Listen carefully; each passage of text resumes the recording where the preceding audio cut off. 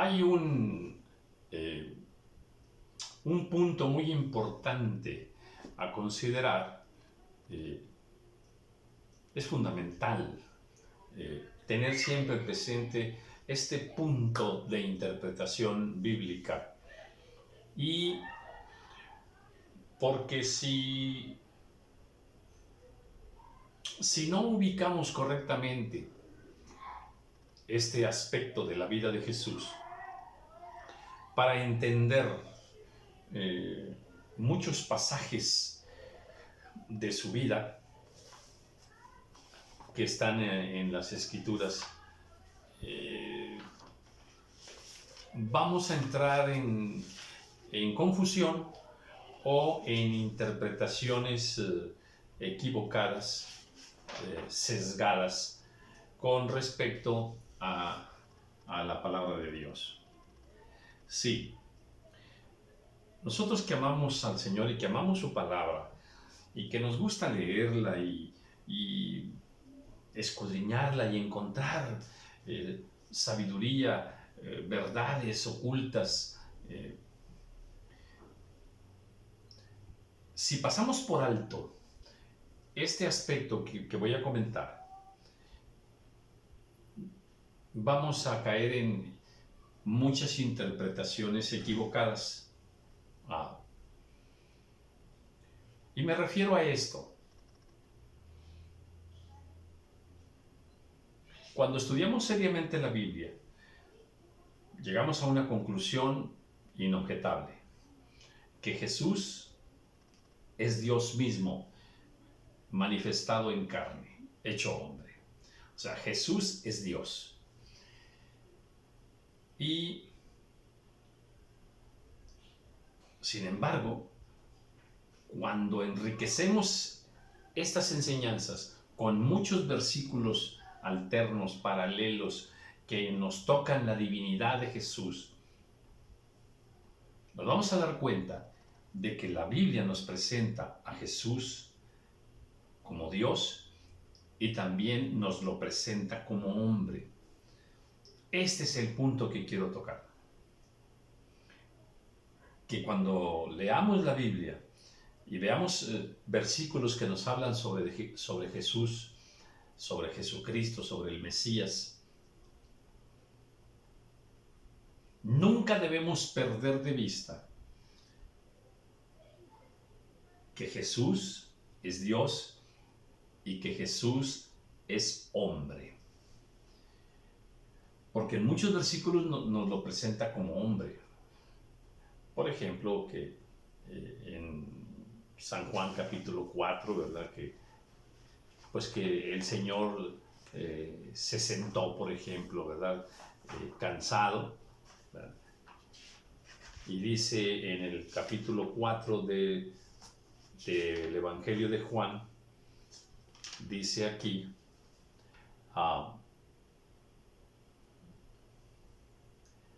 en el versículo 6, y estaba allí el pozo de Jacob. Entonces Jesús, cansado del camino, se sentó así junto al pozo. A ver, si Jesús es Dios, ¿por qué se cansó? Pues Dios no se cansa. Entonces Jesús se cansó. ¿Cómo es eso? Si es Dios, ¿por qué se cansó? Y pudiéramos poner muchos ejemplos. Otro de ellos, a ver, la Biblia dice que Dios no puede ser tentado y que Él no tienta a nadie.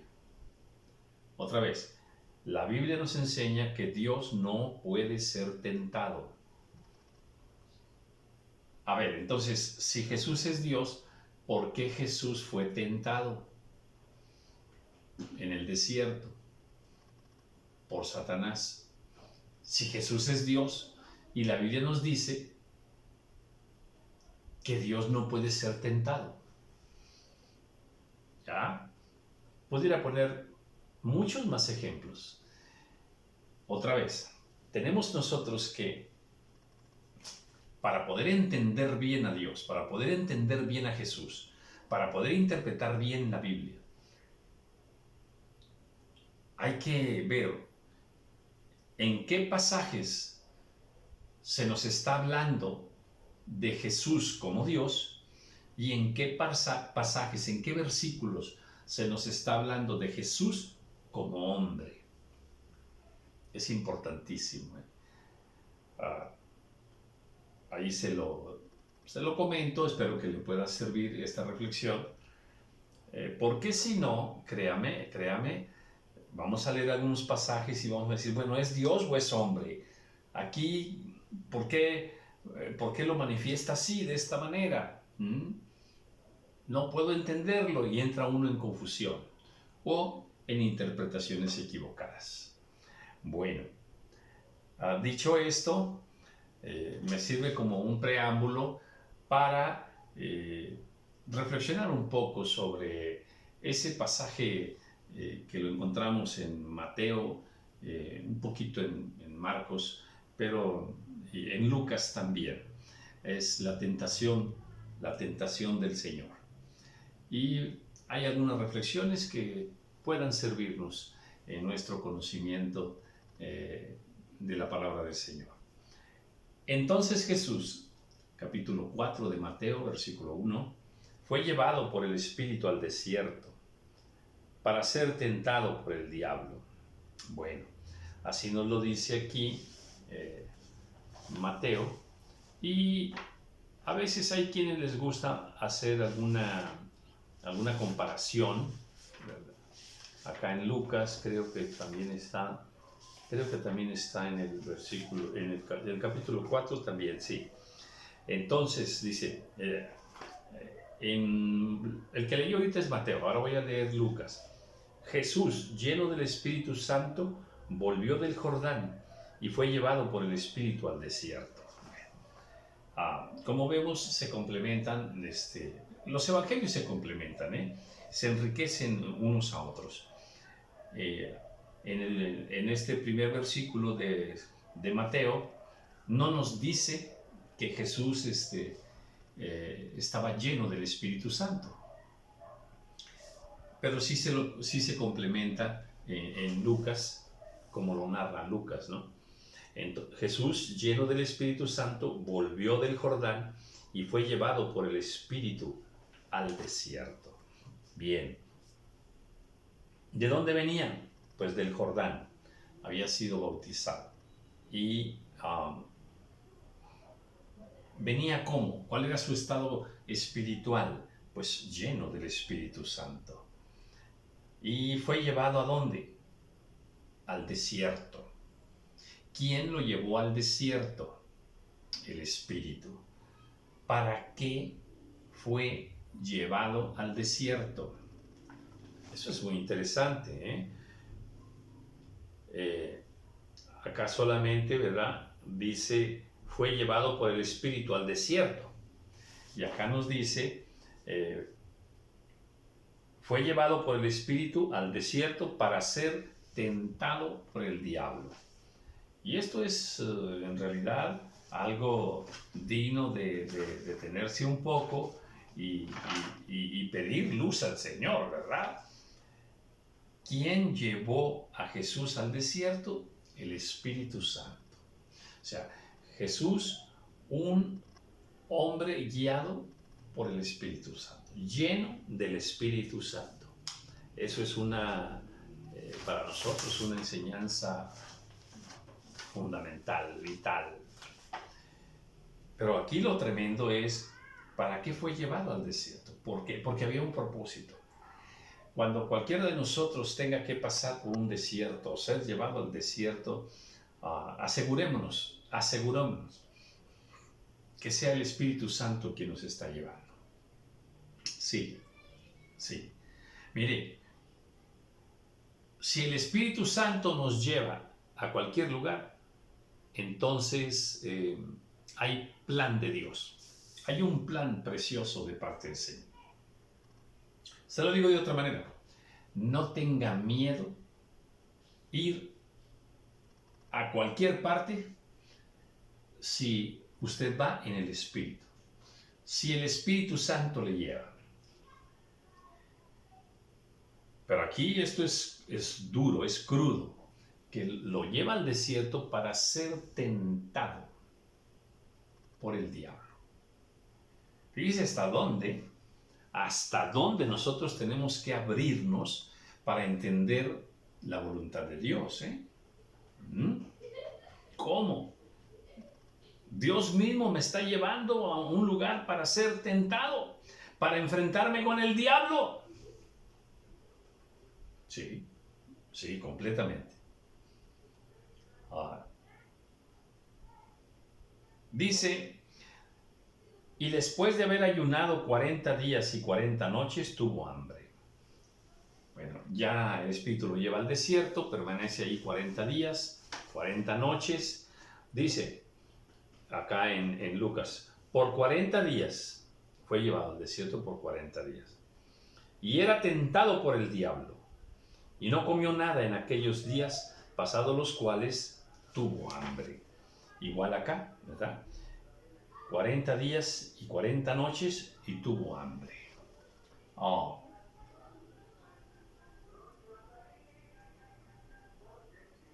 ¿Qué hizo Jesús esos 40 días? Esas 40 noches. ¿Cómo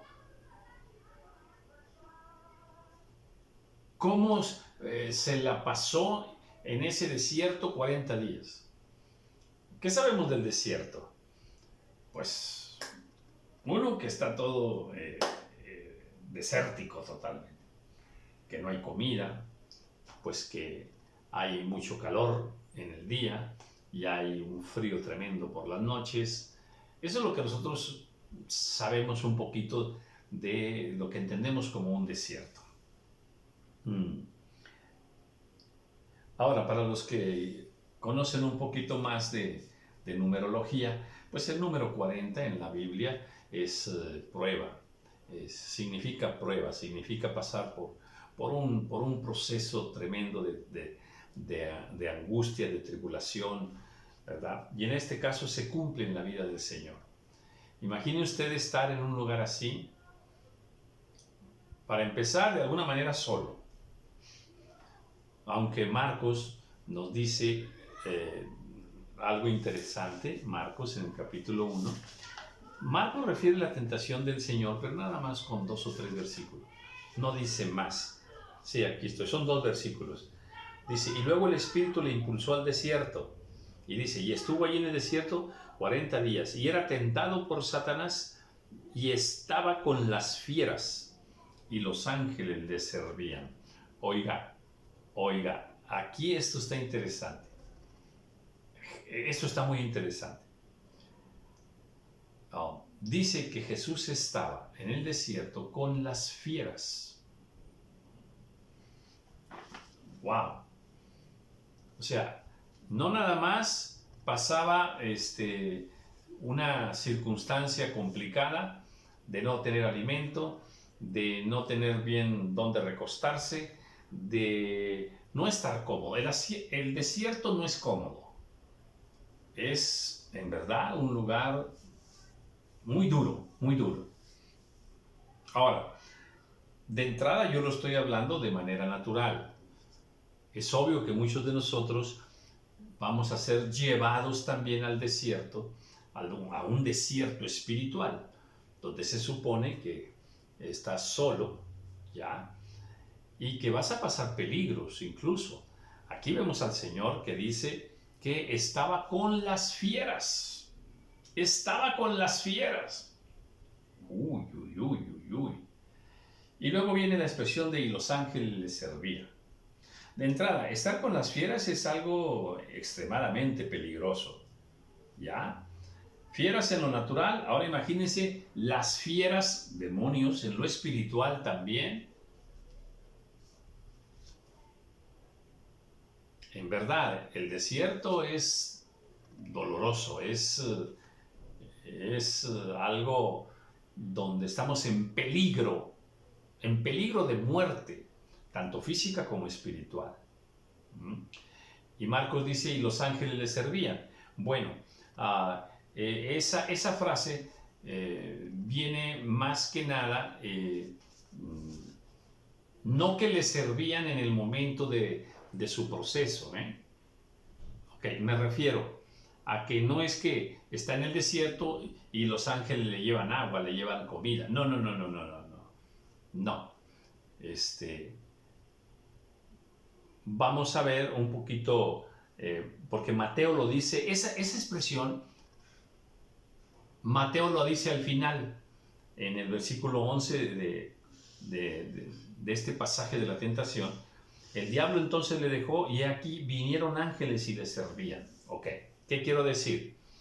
Que aunque Marcos dice que los ángeles le servían, sí, le servían, pero cuando terminó todo el proceso de la tentación, cuando Jesús terminó de estar en el desierto, entonces vinieron ángeles y le servían. Ok, bien, sigo. Dice acá, y dice, y tuvo hambre. Después de los 40 días tuvo hambre. O sea, en otras palabras, pasar por un desierto es tener muchas necesidades. Muchas necesidades naturales y espirituales. Pero aquí hay una. Tuvo hambre. Tuvo hambre. Después de 40 días y 40 noches, tuvo hambre. O sea, tenía una necesidad muy grande, pero muy grande, en lo natural, o sea, en lo físico. Y ponga mucha atención. En ese momento, cuando tuvo la mayor necesidad, cuando estaba cansado, agotado, atormentado, rodeado de fieras, solo,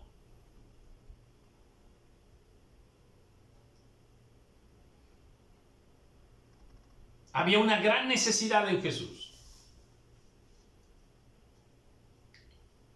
Y dice, y vino el tentador. En ese momento vino el tentador. Mire cómo se lo voy a comentar. Si usted tiene mucha necesidad de dinero, tenga mucho cuidado, porque el tentador, Satanás, el diablo, los demonios, aprovechan la necesidad que tengas para hacerte caer en tentaciones, para llevarte tentaciones. Cuando alguien tiene una gran necesidad de algo, atención, en ese momento puede estar muy débil espiritualmente. O sea, cuando tienes mucha necesidad de algo, es más fácil traicionar a Dios. O sea, no me importa lo que diga Dios, lo que quiero es cubrir mi necesidad. No me importa lo demás. Ese es un momento muy peligroso. Se lo va a poner de otra manera, Si una mujer, una esposa, no se siente amada, ponga mucha atención, por favor. No se siente amada por su esposo. Y se va al trabajo. Y el diablo sabe cuál es la necesidad de esa mujer. Créanme, el diablo le va a mandar ahí un compañero de trabajo amable, dulce, tierno, amoroso. ¿Qué le parece? ¿Qué le parece eso? Uy, padre. Y más necesidades, o sea, más. Aquí el punto principal es, ¿en qué momento apareció Satanás para tentar a Jesús? En el momento en que la necesidad de Jesús era muy fuerte. Jesús tenía hambre. Ahora, Jesús tenía hambre, correcto. ¿Con qué lo tentó?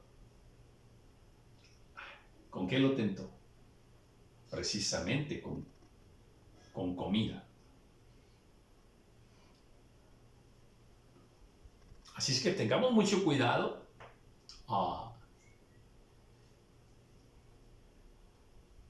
Seamos inteligentes.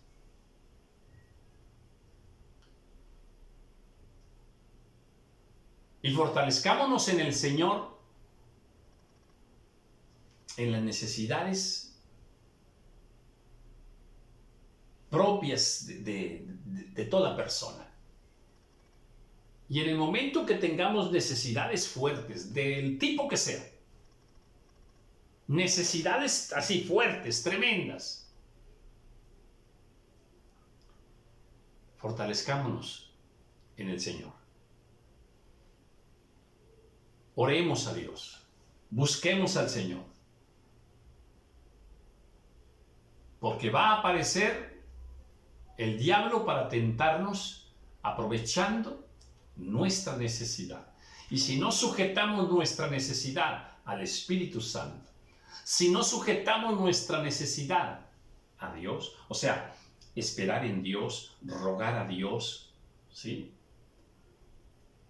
Si el diablo puede colarse y presentarnos la solución de aquella necesidad, ¿qué le parece?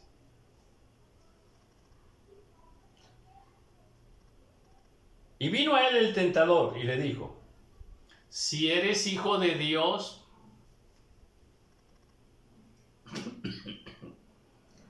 di que estas piedras se conviertan en pan. Una tentación engañosa. Si eres hijo de Dios, pues claro que soy hijo de Dios. Desde luego que soy hijo de Dios. Pero recordemos que Satanás es mentiroso y seductor. Di que estas piedras se conviertan en pan. A ver, muestra tu poder allí. Sé que tu necesidad es material. A ver. Quiero verte cómo actúas como hijo de Dios. Y tú en medio de tu gran necesidad. El camino fácil pudo haber sido hacerle caso allí al diablo. Pero eso no era lo que Dios quería para nosotros. Eso no era lo que Dios iba a cubrir la necesidad de Jesús, sí, pero no de esta forma. Y a veces nosotros cuando estamos en una necesidad, sí, no falta quien se acerque.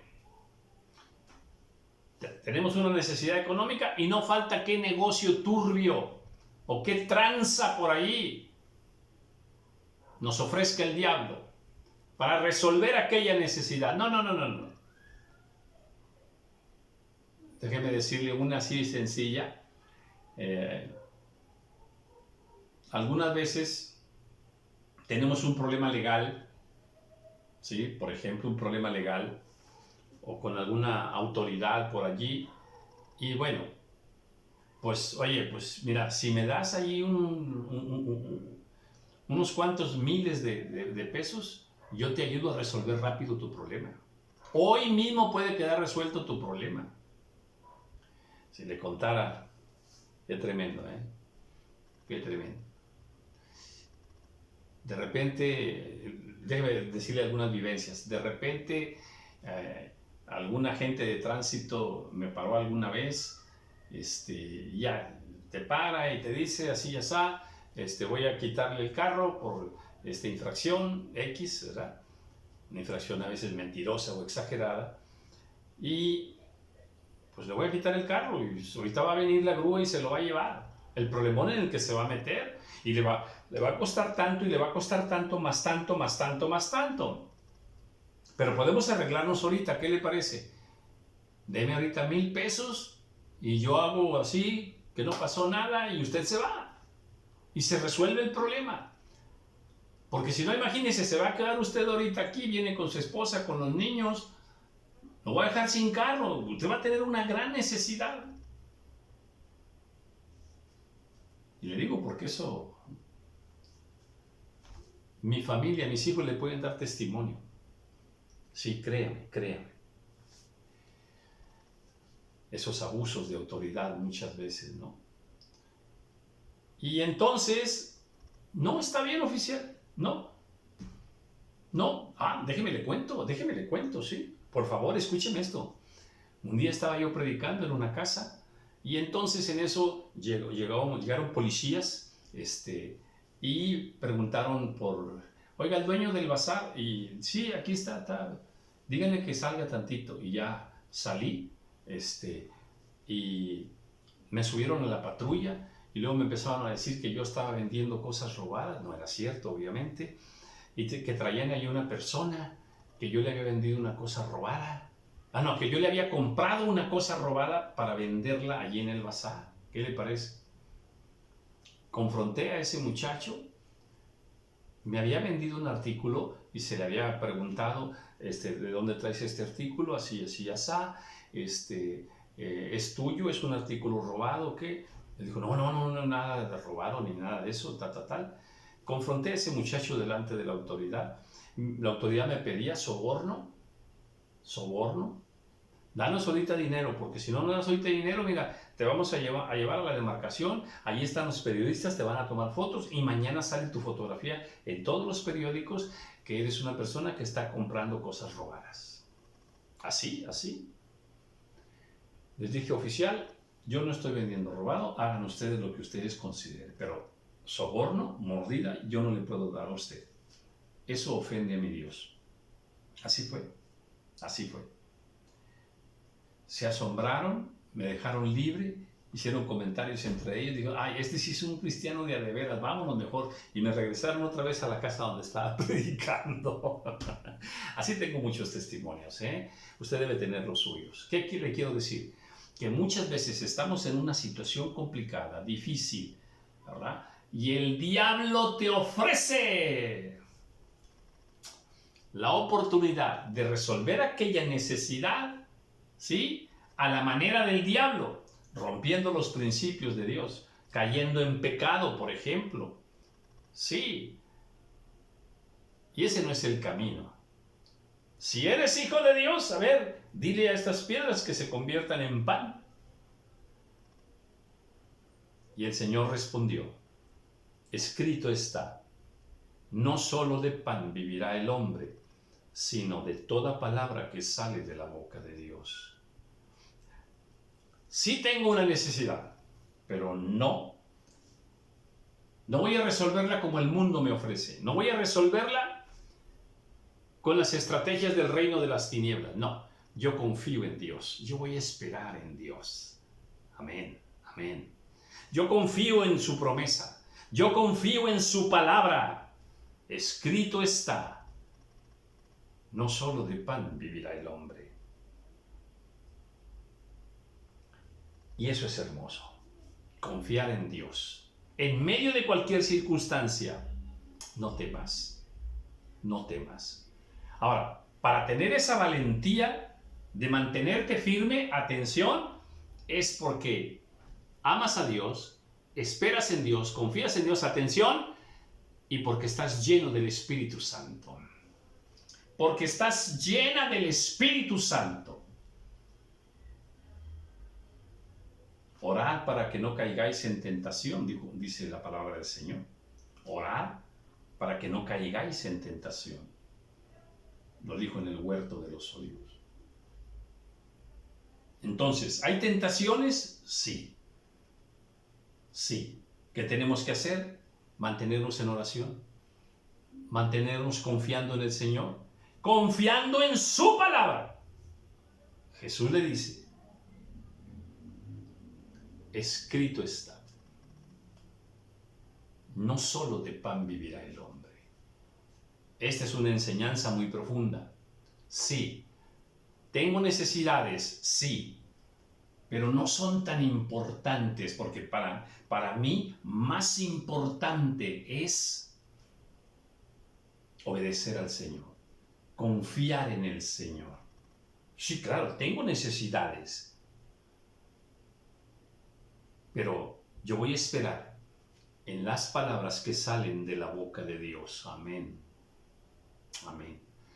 Porque obedecer a Dios, caminar con Dios, serle fiel al Señor, para mí es más importante que mis propias necesidades terrenales que yo pueda tener. Una casa, un trabajo, lo que sea, lo que sea. Una esposa, un marido. Sí, amén. Hay muchas necesidades de todo tipo. Pero por encima de todas esas necesidades, la necesidad número 1 de mi vida es mantenerme fiel a mi Dios. Él conoce mis necesidades. Todas. Otra vez, Dios conoce todas tus necesidades. Y Él es poderoso para cubrir todas tus necesidades en el tiempo perfecto de Dios, a la manera de Dios y no a la manera del reino de las tinieblas. Creo que estas son lecciones que nosotros las necesitamos, porque leer así la tentación de Jesús tan rápido, bueno, pues sí, está bien, aprendemos, sí, pero aquí hay enseñanzas más profundas que las necesitamos, amén. Entonces, escrito está, no solo de pan vivirá el hombre, sino de toda palabra que sale de la boca de Dios, amén. ¿Tengo necesidades? Sí, pero esas necesidades no me dan la vida. Cubrir esas necesidades está bien, pero no me dan la vida.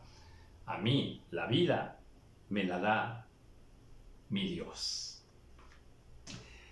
Bueno, reflexionar sobre esta primera tentación del Señor ya tiene para nosotros una riqueza espiritual, una riqueza que Dios la dejó aquí para que entendamos más ampliamente lo que Dios quiere para nosotros y cómo enfrentar las tentaciones y cómo enfrentar las necesidades.